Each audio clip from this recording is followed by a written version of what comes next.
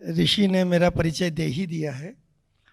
और आज से ठीक 10-12 साल पहले भी मैं यहाँ आया था ऐसे किसी समारोह में, और उस समय ऋषि नए नए सेलेक्ट हुए थे। और बिल्कुल सही बात है कि मैंने किस्से कहानियाँ सुनाना अभी बंद नहीं किया है। अभी भी मैं किस्से कहानियाँ सुनाता हूँ और वहीं से शुरू करता हूँ जिससे कि बच्चों को, जो इस पीढ़ी के हैं, जिस पीढ़ी पर ये आरोप है कि वो अल्फ़ा बीटा तो अभी आई नहीं खैर, लेकिन जो जेन अल्फ़ा है, जो ट्विटर इंस्टा की पीढ़ी है, फिर भी मुझे भरोसा है कि इस पीढ़ी से भी बहुत सारे लोग निकलेंगे और निकल करके, जैसा कि ये लोग सेलेक्ट हुए हैं, आज से 2-4 साल बाद ये देश जिन कांधों पर निर्भर करेगा वो कांधे ऐसे ही किसी मदर्स कोचिंग से निकले होंगे। तो आप सबको मेरी ओर से, जो सेलेक्ट हुए हैं उनको, और जो तैयारी कर रहे हैं उनको मेरी ओर से बहुत बहुत शुभकामनाएं। सबका जीवन से बहुत सारी प्रेरणाएं, बहुत सारी चीज़ें सीखने को मिल सकती हैं। मैं थोड़ा सा पुराना हूँ, ये 2013 वाला है, मैं 2003 वाला हूँ। 2003 में आप में से शायद कुछ बच्चे 2000 के बाद वाले पीढ़ी के हैं।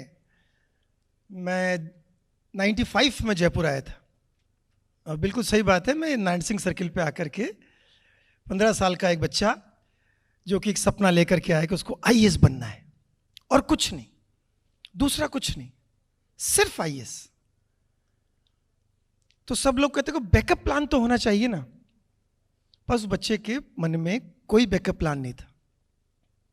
और सारी पढ़ाई गांव के स्कूलों से, राजकीय प्राथमिक, राजकीय उच्च प्राथमिक, राजकीय माध्यमिक, सारा शुद्ध हिंदी मीडियम, शुद्ध सरकारी। और जयपुर आए, यहां आकर के 3 दोस्तों की एक टोली बनी। मैंने ऐसे ही किसी महर्जा कॉलेज में टेबल पे खड़े होकर कहा कि कौन कौन आईएएस बनना चाहता है। 2 लड़के और आए, और आज हमारी सक्सेस स्टोरी 100% है, तीनों के तीनों आईएएस है। तो मैं आपको लेके जाऊंगा एक विचार से, उस विचार से, सपने से उसको साकार होने तक की कहानी तक। तो एक सपना 95 में, या उससे भी बहुत पहले, एक विचार के रूप में आया। मेरे पिता ने देखा, मेरी दादी तो अनपढ़ थी, आज भी अनपढ़ है, तो उन्होंने एक सपना देखा कि मेरा पोता आईएएस बनेगा। उसको कैसे साकार किया जाएगा, कैसे वो पूरा होगा, उसके चरण कौन कौन से होंगे। ग्रेजुएशन करना है, पीजी का। उस समय तो कोचिंग काचिंग भी नहीं होते थे जयपुर में। मटेरियल लेने में दिल्ली जाना पड़ता था, बस में खड़े होकर के, और दिल्ली से मसाला लेके आना, तैयारी करना। Graduation Maharaja's college 95 to 98। लेकिन तभी सोच लिया था कि रास्ता क्या होगा। रास्ता पकड़ा, जूलॉजी, बॉटनी, केमिस्ट्री का नॉर्मल कॉम्बो होता था। केमिस्ट्री ड्रॉप किया, साइको को पकड़ा, केमिस्ट्री छोड़ के साइको लिया। तो पहला जो नींव का पत्थर है वहीं रख दिया गया था। ग्रेजुएशन हुआ बीएससी जूलॉजी, बॉटनी, साइको से, वो भी हिंदी मीडियम से।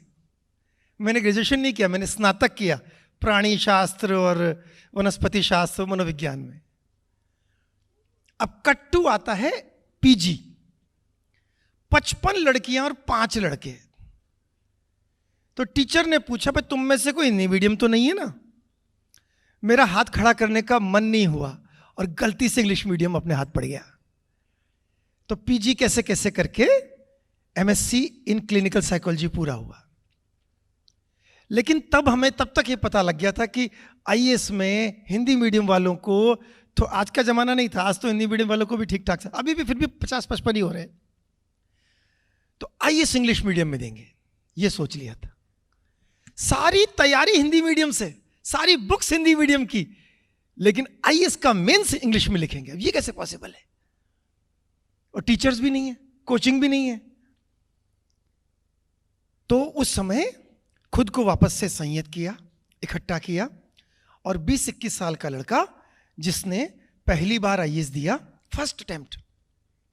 और फर्स्ट अटेम्प्ट में उसका, चूंकि इतने सालों की तैयारी थी, एक आध दिन की, साल 2 साल की तैयारी नहीं थी, 95 से लगातार ग्रेजुएशन साइड में 6, 7, 8 की एनसीईआरटी साथ साथ चल रही है।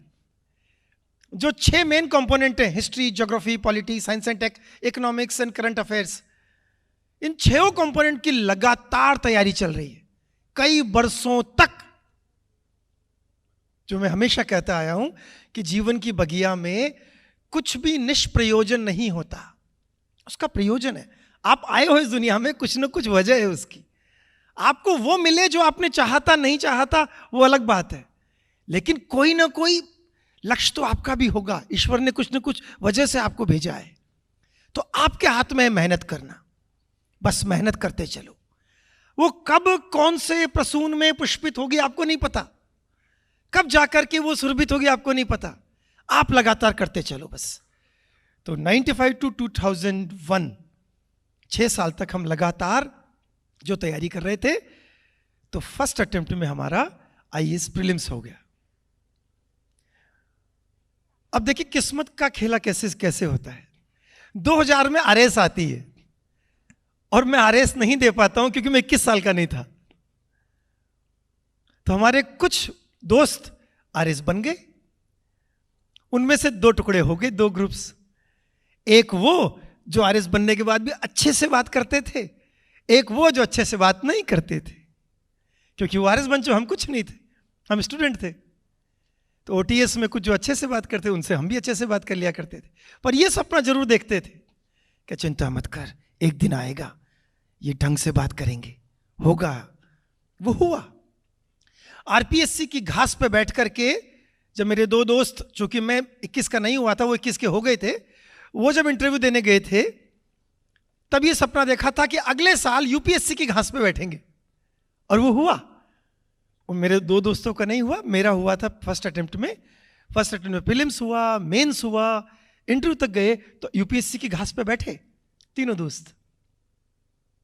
सिलेक्शन नहीं हुआ उस साल। तो उस असफलता ने और बड़ा सबक दिया। यह भी मान के चलिएगा, जीवन में जितना सक्सेस सिखाएगी, success has got 1000 fathers, failure is always orphan. कोई बताने नहीं आएगा, जब टूटोगे तो कोई संभालने नहीं आएगा। पर वो असफलता ज्यादा सिखाती है, ज्यादा मजबूत बनाती है। तो फर्स्ट अटेम्प्ट में प्रीलिम्स हो गया, मेंस हो गया, इंटरव्यू तक गए, लेकिन नहीं हुआ। Clean bowled out. सोचा था कहीं ना कहीं तो हो जाएगा, लेकिन नहीं हुआ। उससे वापस से खुद को खड़ा किया। अगली एग्जाम 1 मई, अभी कल परसों गई है, मुझे 22 साल पूरे हो गए। 1 मई को रिजल्ट आया था। 1 मई 2003 को मैं आईएएस बना था, अभी 3-4 दिन पहले। और अगली एग्जाम थी 4 मई को, 3 दिन का फर्क था बस। तो 3 दिन में कोई तैयारी कैसे कर लेगा? लेकिन वो क्यों हो पाया? क्योंकि वो बरसों की तैयारी थी, पिछले 6-7 साल से तैयारी चल रही थी। तो 3 दिन में ही प्रीलिम्स क्लियर हुआ, मेंस भी हुआ, और अब की बार चूंकि थोड़ा कंट्रोल आ गया था, तो पैर जमीन पर रहे और फाइनल सिलेक्शन भी हुआ 1 मई 2003।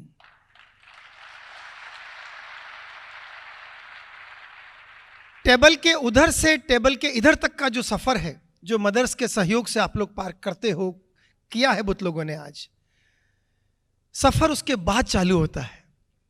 ये जो एग्जाम आप पास करते हो, जिसके जो सवाल आप सॉल्व करते हो, ये कोई सवाल ज्यादा मुश्किल नहीं है। ज्यादा मुश्किल सवाल तो जिंदगी पूछती है जब आप इधर आ जाते हो। डेली पूछती है, हर फाइल एक सवाल है, हर निर्णय एक प्रश्न है आपके समक्ष। तो आप ये जो तैयारी कर रहे हो, साल भर की, 1.5 साल की, 2 साल की, जिसमें आपको लगता होगा कि ये कैलकुलस और ये ट्रिग्नोमेट्री क्या काम आएगी, ये तैयार कर रहे हैं आपको। एक ऑफिसर को तैयार कर रहे हैं, ढूंढ रहे हैं आप में से ही कि वो कौन ऑफिसर है जो इधर आकर के जिंदगी के मुश्किल सवालों को हल कर सकेगा, जिनके कोई निश्चित जवाब नहीं है। आप जिस परीक्षा को पास कर रहे हैं उसके तो निश्चित जवाब है ना, गुरुजी ने सिखाया है ना। ये पढ़ाएंगे, सिखाएंगे, आपको सॉल्व करना सिखाएंगे। इधर आने के बाद तो हर चीज नहीं है, हर हर हर सवाल नया है। तो मैं उन सबको बधाई देता हुआ कि जिन लोगों ने आज सफलता हासिल की है, वो सब जो सफलता के सपने अपनी आंखों में संजो करके यहाँ आए हैं, उन सबको मेरी बहुत बहुत शुभकामनाएं। लगे रहो, पूरी ताकत से लगे रहो।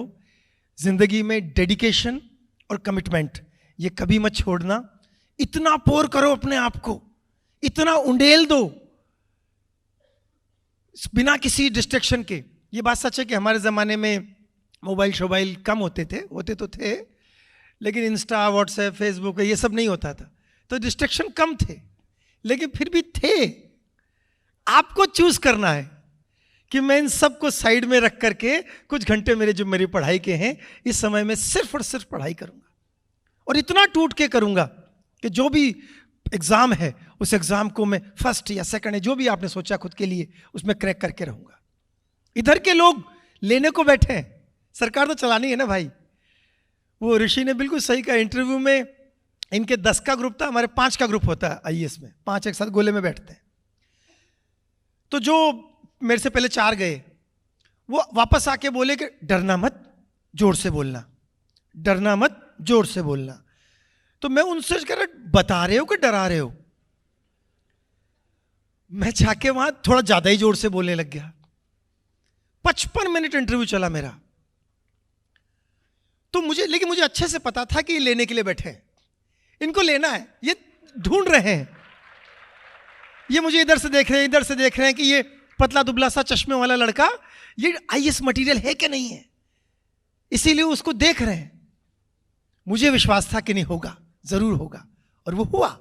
तो सबसे पहले prelims, mains, interview, then selection, ऐसे नहीं करते, उल्टा करते हैं। पहले खुद को देखो कि तुम्हारे अंदर वो ऑफिसर है कि नहीं है। वो अगर है तो बाकी सब चरण हैं वो पूरे होते जाएंगे निश्चित समय पर, जब जब उनका समय आएगा। तो आज के दिन आप सबको मेरी ओर से बहुत बहुत शुभकामनाएं। सब आगे बढ़ें, यहीं कहीं मुलाकात होती रहेगी। सबको बहुत बहुत शुभकामनाएं। धन्यवाद।